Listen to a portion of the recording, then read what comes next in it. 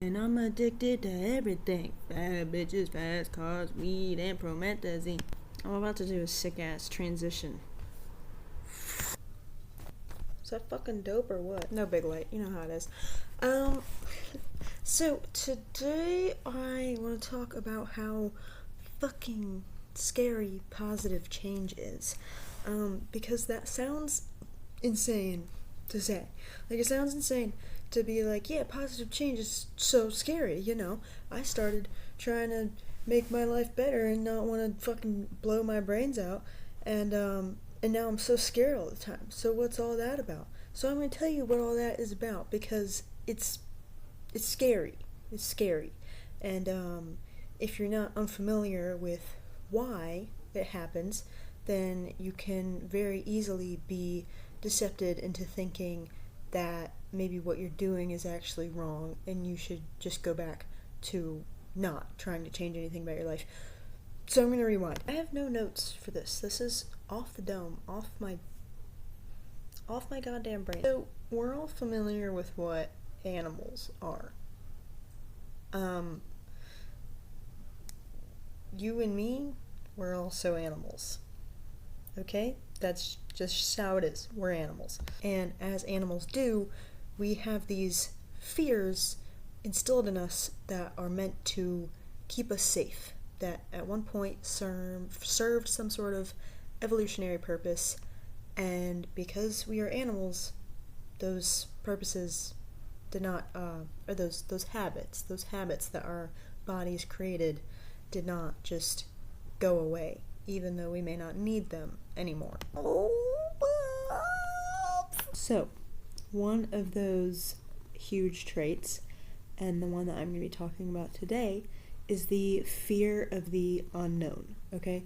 So this is why we're scared of the dark. We're just generally scared of what we don't know. This is how, my cat just fucked my computer, what the fuck? Okay, so fear of the unknown is generally like in a physical way, like fear of the dark or something, you know? Fear of what's around the corner. But in the way that I'm talking about it today, it is fear of what's gonna happen if I do this, you know? So this is how people end up getting stuck in their ways of life, stuck in their ways of thinking, is fear of the unknown, okay?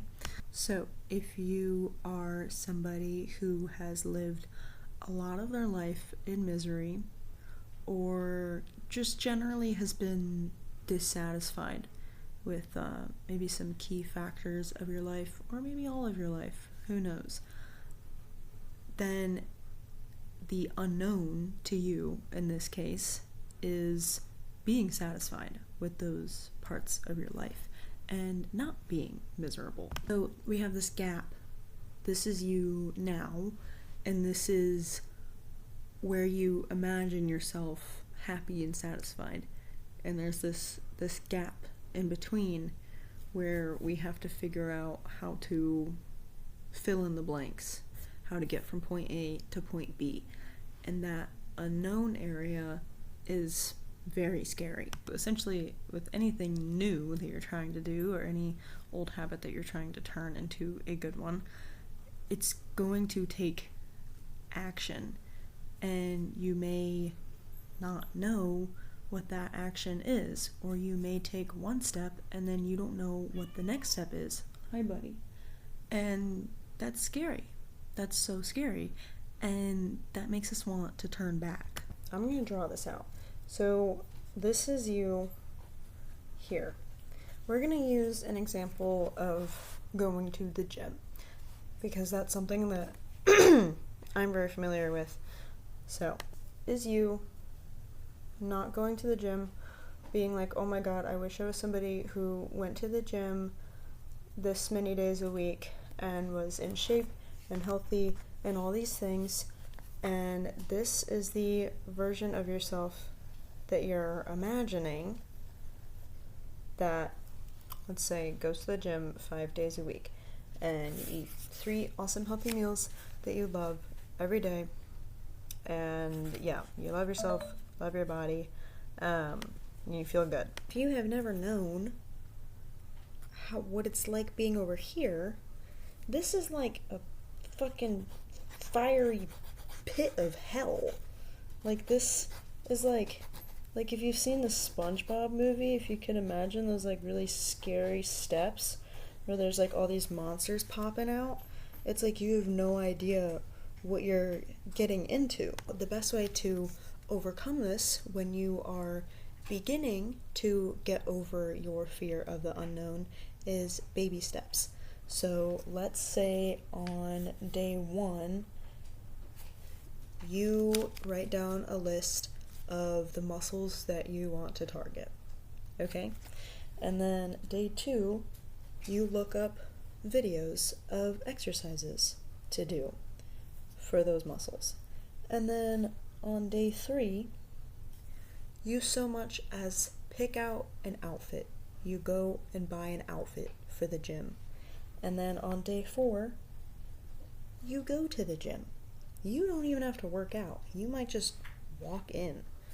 And then day 5, you go and do your workout in your new gym clothes, and you do the exercises that you went out of your way to learn. Then you start looking up recipes for foods that you like, and then you make such foods, and then you repeat the cycle, and you continue to go to the gym and eat those foods that you like, and you feel good.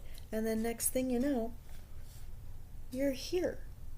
You repeat this final step here, this final step of like, doing those like finalizing solid actions, because it takes repetitive behavior to nail in a new good habit. So you're doing this new behavior, you're doing it, and then bam, these conjoin. And now you are this version of yourself that previously was just imagination. So the more we do this with anything that we want to do, any imaginary version of ourselves, the more we trust ourselves, and the more we get over our fear of the unknown. What this tells us, what this tells our body, is that, hey, this is okay. It is okay to explore the unknown. I want to explore the unknown, and it takes a lot of that repetitive behavior, but eventually your body will respond and be like, oh, okay, this is chill. We can do these things. Now, I know that when I was writing out these steps, I said day 1 through 5. It might take weeks. It might take months.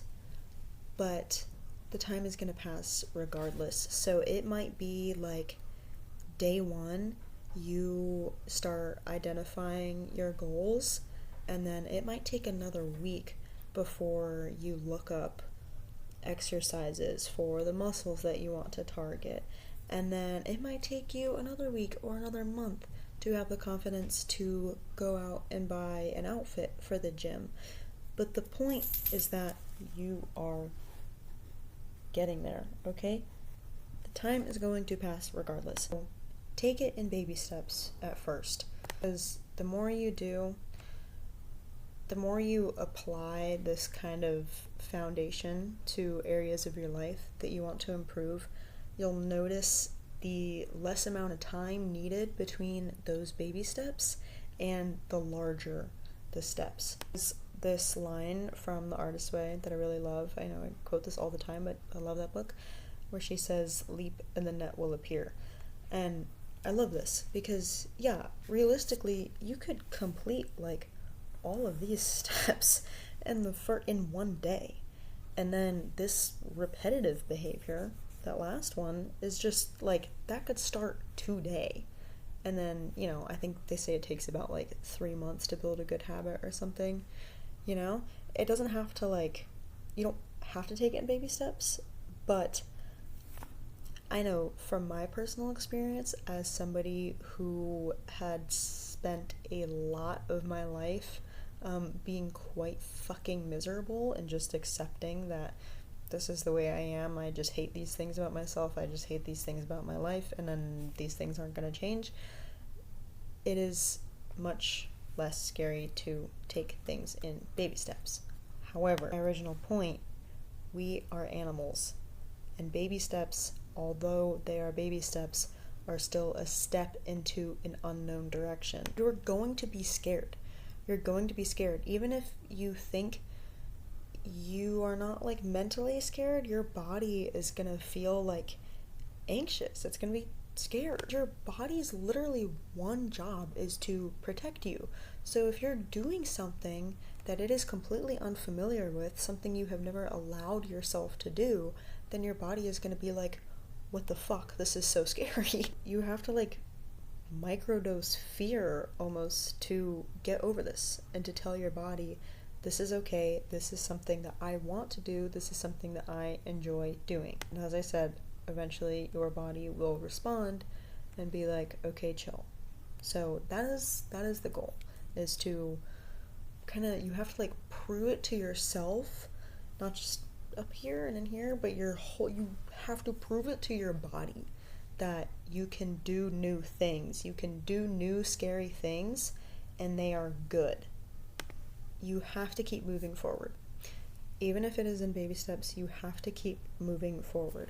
This fiery pit of hell, aka the unknown, is how people get stuck in cycles. You see so many people, especially with, the example I used earlier of exercise, trying to get into shape.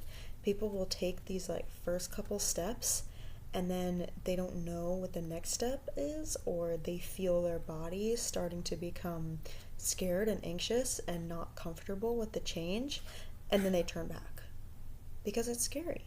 And we would rather be comfortable than scared. Even though we have this grand imagination of this version of ourselves that we want to be, it seems so unattainable. It seems so uncomfortable to go through these like really scary and just fucking uncomfortable steps to become this version of yourself. We would rather stay idle. As to our primal bodies, same equals good, different equals bad.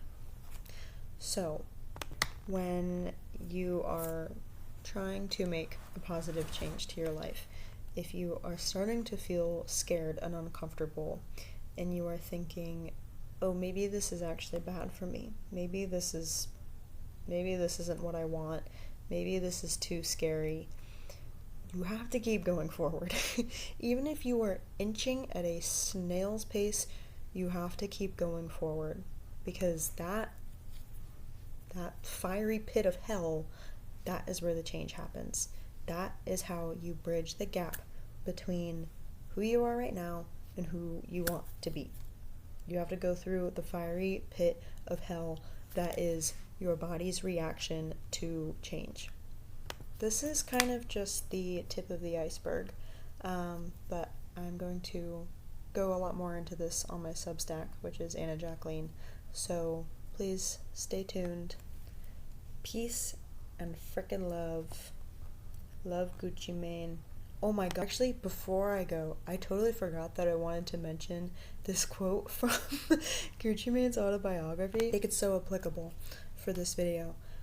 The quote is this: oh my god, if you keep looking back, you'll trip going forward. Goodbye.